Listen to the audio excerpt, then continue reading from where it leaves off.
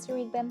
Friday evening, I had homemade sushi, and this was the first time that I got my fish at Natural in Acton, which was a very good shout. And then I swear I don't usually eat in bed, but I had a cinnamon raisin bagel with a film in the morning. And my favorite time of day to watch TV is in the morning, because then at least I make it past the intro, which otherwise doesn't really happen. In other news, I also got my nails done at Nail It this time. Usually I stick to my local, but they couldn't quite do that soap nail style that's very popular right now. That's also what I got done now at Nail It, and they've honestly perfected it. Then walked back home, packed my bags for a work trip to Amsterdam. I wasn't going to have any time to drop off my bags at the hotel on either of the days, so I had to really stick to the essentials, and this is me showing you some of my essentials, I'd say.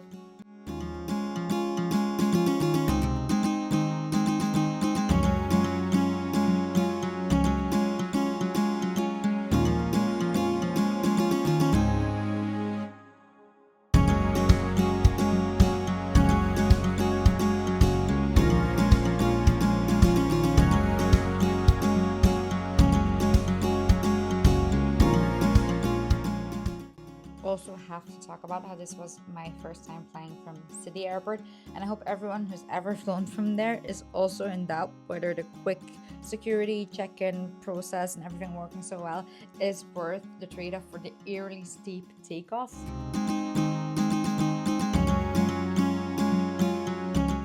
Once I had arrived in Amsterdam, I spent some time at the office as well as traveling back and forth between the office and the venue where we were hosting a conference the next day. Then mistakenly stayed at the Conscious Hotel Vondelpark on Overtoom. Slept all of 10 minutes. In short, cannot recommend. But sunny days, gorgeous morning walk, made up for a lot of that. Then did some final prep for the events before guests would start to come in. The first event.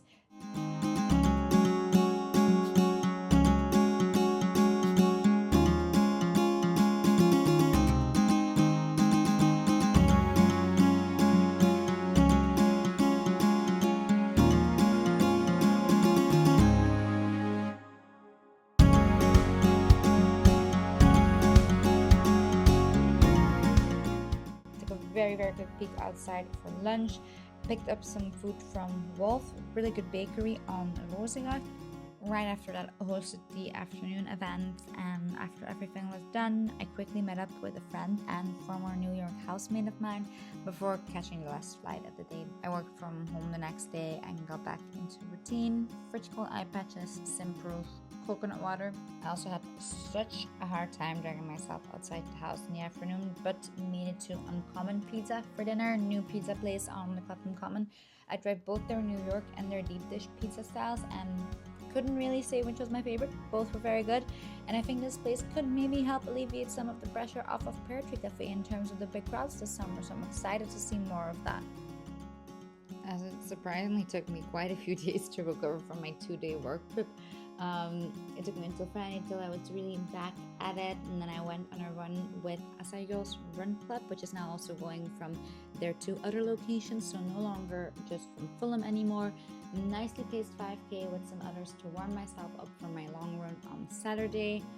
After that, I went to see a friend in St. Albans over the weekend. I think St. Albans is always a good escape, and whether you're going by train, by car, or anything else, it's not too far from London.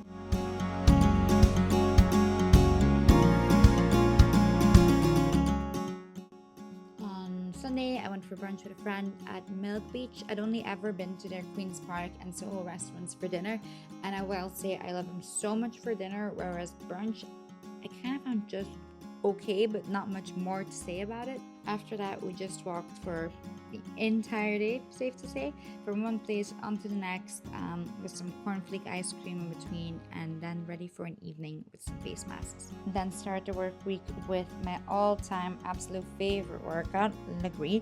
I can only say you have to try it, even if it's just to feel the difference between Legree, Reformer Pilates, Transformer Pilates, and whatnot, to see what you like best, because they're more different than they look.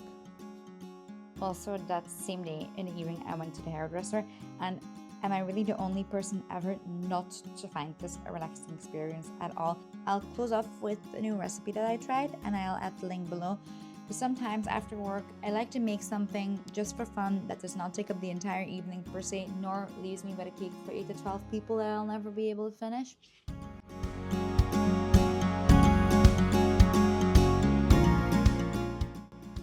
And for this recipe, I used fresh matcha from the Japan Center. They have small bags of locally processed matcha and at a more affordable price than most. So perfect if you want to make some desserts or experiment with some lemonade recipes and so on. And with that, thank you very much for watching, and I hope you give these matcha quinoa treats a try.